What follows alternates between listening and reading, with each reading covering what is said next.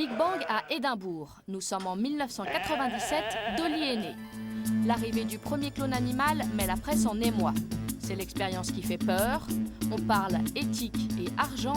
Et surtout, on s'interroge sur les vices et les vertus des copies génétiques. Mais le professeur Jan Wilmuth, le père de Dolly, est plutôt fier. Le clonage consiste à prendre une cellule d'un animal et à faire une copie exacte de cet animal. C'est ce que nous avons réalisé pour la première fois avec Dolly. Avec cette technologie, vous pouvez faire la même chose avec des humains. En 1998, les chercheurs français lui emboîtent le pas. Voici Marguerite, c'est la première vache clonée en France. 4 ans plus tard, le clonage animal n'étonne plus les scientifiques. On clone des vaches, des moutons, des lapins, des porcs, des chats et des souris. Dans cette ferme tenue secrète, l'INRA élève 31 veaux clonés. Celui-ci est né le week-end dernier. Voilà, donc ici, vous avez 3 clones identiques, c'est-à-dire qu'ils ont été faits à partir du même animal. Donc pour le clonage, on a besoin d'ovules, donc d'œufs non fécondés, dans lesquels on va enlever le noyau, donc le matériel génétique, et on va remplacer ce noyau par une cellule qui provient de l'animal qu'on veut cloner. Et ensuite, cet ovule va devenir un embryon, et cet embryon va se développer. On va le transférer dans la vache, dans une vache receveuse, et puis ensuite on va avoir un veau. C'est aussi simple que ça dans le principe. Et pourtant ils ne sont pas pareils. Non, vous voyez, ils ont des taches qui sont un peu différentes, qui sont le même style de taches, mais pas de la même forme. Particulièrement, on voit entre celui-là et celui-là. Parce qu'en fait, le phénomène de coloration du pelage chez l'animal n'est pas entièrement lié à la génétique. Donc la copie conforme, ça n'existe pas en fait. Non, ils ne sont pas exactement conformes. Cloner permet d'observer les mécanismes de la vie, de voir comment un embryon se développe. Mais ces grossesses ne sont pas sans risque. Seuls 10% des embryons arrivent à terme. Et ce n'est pas tout. Une fois le clone venu au monde, il n'est pas tiré d'affaire. Nous avons environ un tiers des animaux clonés qui meurent.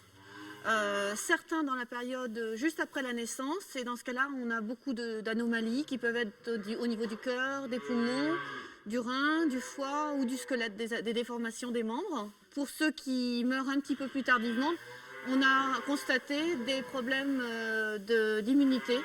Mais le jeu en vaut la chandelle. Cloner des animaux pourrait permettre de sauver des espèces en voie d'extinction et surtout de soigner les hommes. Bientôt, on verra peut-être des vaches clonées et génétiquement modifiées qui seront de véritables usines à médicaments. On peut fabriquer des cellules dans lesquelles on aura introduit un gène de médicament et qu'ensuite on va utiliser pour le clonage. Auquel cas, on aura un animal qui produira du médicament dans son lait et on pourra extraire ce médicament du lait et l'utiliser pour l'industrie pharmaceutique. Ça se fait. Il y a déjà des études bien avancées sur ces techniques aux États-Unis. Pour soigner quoi, par exemple? Par exemple, l'hémophilie. Ces médicaments seront moins chers que des molécules synthétiques.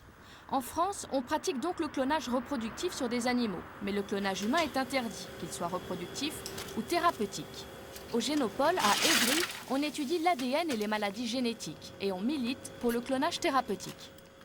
Dans le cas du clonage thérapeutique, le but n'est pas de reproduire un être vivant complet. Il est de reproduire des cellules, par exemple de cœur, des cellules de pancréas, des cellules d'organes dont on a besoin, des cellules nerveuses par exemple, identiques à l'être vivant que l'on veut traiter ensuite par ces cellules. Dans le cas de la maladie de Parkinson, ce qui se passe, c'est que certaines régions du cerveau disparaissent, sont détruites par mort cellulaire précoce.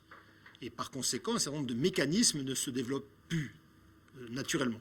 Et l'idée est de produire in vitro, dans une bouteille, des cellules nerveuses capables, lorsqu'on les greffe dans le cerveau altéré, de remplacer les cellules disparues par des cellules neuves. Le tout sans rejet de la greffe, puisque les cellules viennent du malade lui-même. Le clonage thérapeutique permet donc de nourrir de grands espoirs. Mais là encore, il n'est pas sans risque. Nous ne serons pas sûrs, avant beaucoup de temps, que les cellules que nous fabriquerons de cette manière-là seront fonctionnelles totalement et, au fond, en bon état. Qu'est-ce qui peut leur arriver? Ce qui peut leur arriver, le pire, c'est qu'elles meurent rapidement pour l'individu que l'on veut traiter. Une autre situation serait qu'elle puisse devenir cancéreuse, par exemple, ce qui ne serait pas non plus, évidemment, le but recherché. Clonage reproductif ou thérapeutique, on n'est plus dans la science-fiction, mais on est encore loin de maîtriser toutes les étapes du mécanisme de la vie.